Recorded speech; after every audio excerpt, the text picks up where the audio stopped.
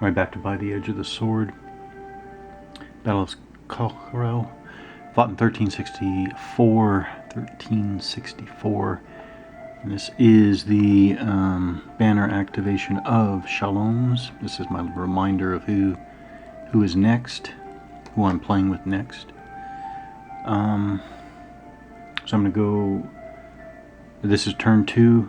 Battle lasts for 7 turns altogether. Again, this is the start in Phase D of Chalons' activation. So we talk about Phase D, movement and combat. The players will alternate their banner activations, activating their leaders according to the sequence established in the earlier phase, Phase C, which we've already done for this turn. When a leader is activated, like Chalons, so Chalons has this red, what do you call it? Red shield with a yellow diagonal stripe. That is his. That's his banner. That is his, or blason, banner identification. Yeah, his coat of arms. Call it coat of arms. So all the other units with the same coat of arms, these crossbowmen, these dismounted men-at-arms, dismounted knights, they are all his formation. And when he's activated, like now, all these units will move and fight according to the rules. When all leaders have been activated, the movement and combat phase is over. You're going to go on to Phase E, which is rally. So for each activated leader, you're going to go through 5 steps. First, movement of the leader and in command units. No units are out of command. When units become out of command, they will be marked as such. They'll be marked like that, out of command, but we don't have any yet. Everybody's in command still. So I'm going to leave Chalons there with his dismounted knights. And I want to move these dismounted knights up here so they can combat. I also want to move these crossbowmen forward so they can fire and cannot range combat. There are no special or unique rules about moving through other units. You just cannot end. Obviously, you cannot end your movement overstacked. And stacking rules are pretty significant. Basically, 1 unit per hex. Leaders do not count. There are some scenario-specific allowances for stacking certain kinds of units, and then even then it's only 2 units per hex.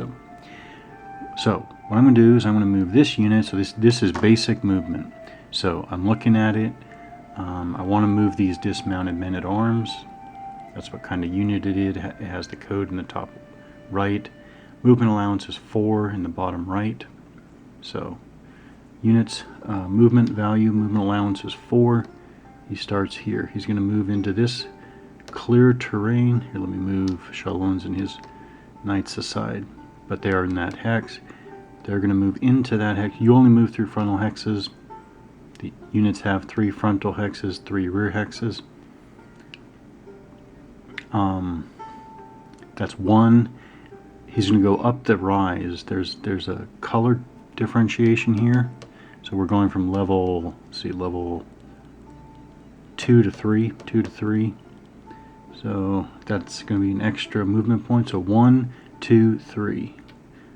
1, 2 for up the slope, 3 for the clear terrain he's moving into. He's now adjacent to the enemy. There's nothing really special.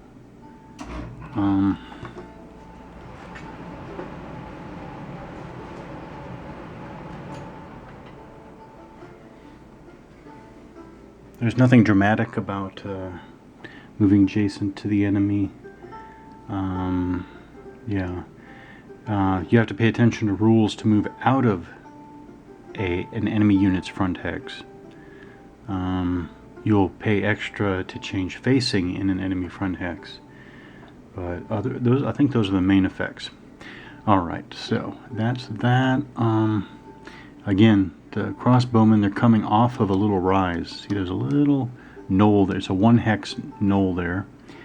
Coming down, 1 for infantry is 0. So they're going to go 1, 2. They can pass through Dugasclan and his dismounted knights. It's clear terrain, like that. These guys are actually going to stay back here.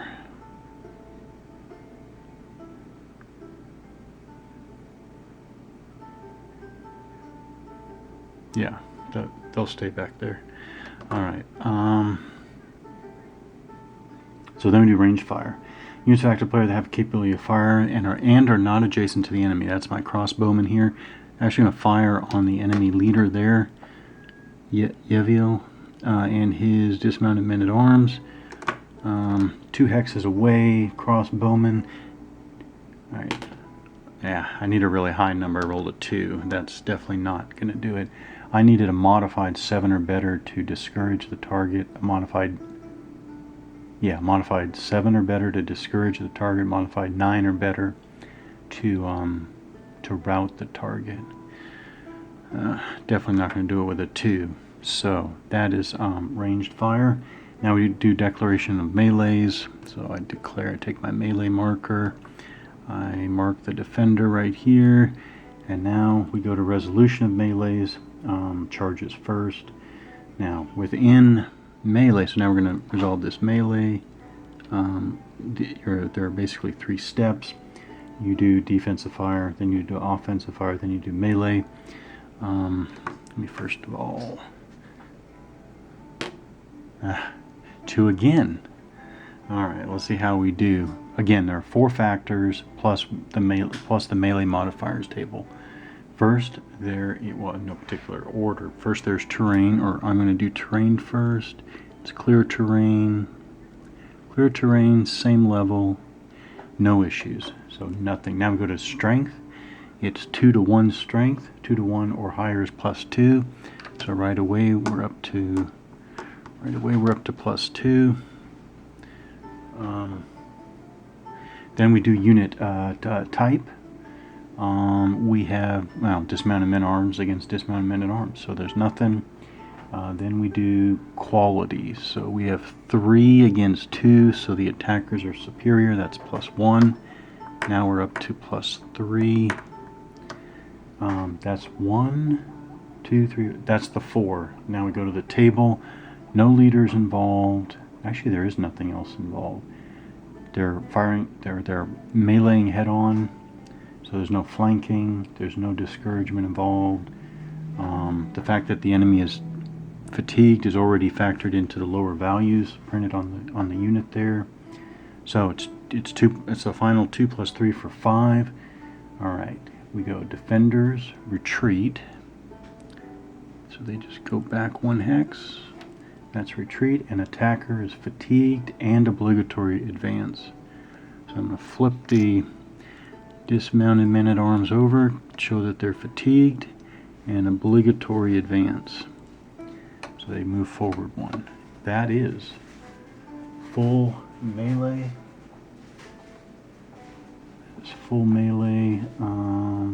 Then we do movement by non-commanded or out of command units, which we don't have any right now. So that was a full activation. I'm going to mark the leader complete. Shalom's right there. That means that his banner is complete. By the way, I need to remember that army commanders can. So Dugasclan here. He's an army commander.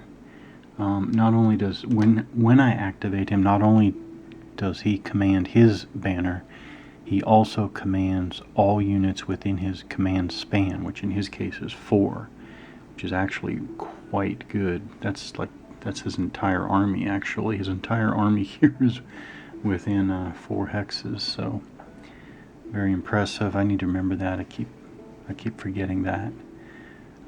So with that leader done, we're then going to go continuing ascending order of command rating, which means that we're going to go to this commander over here on the other side next.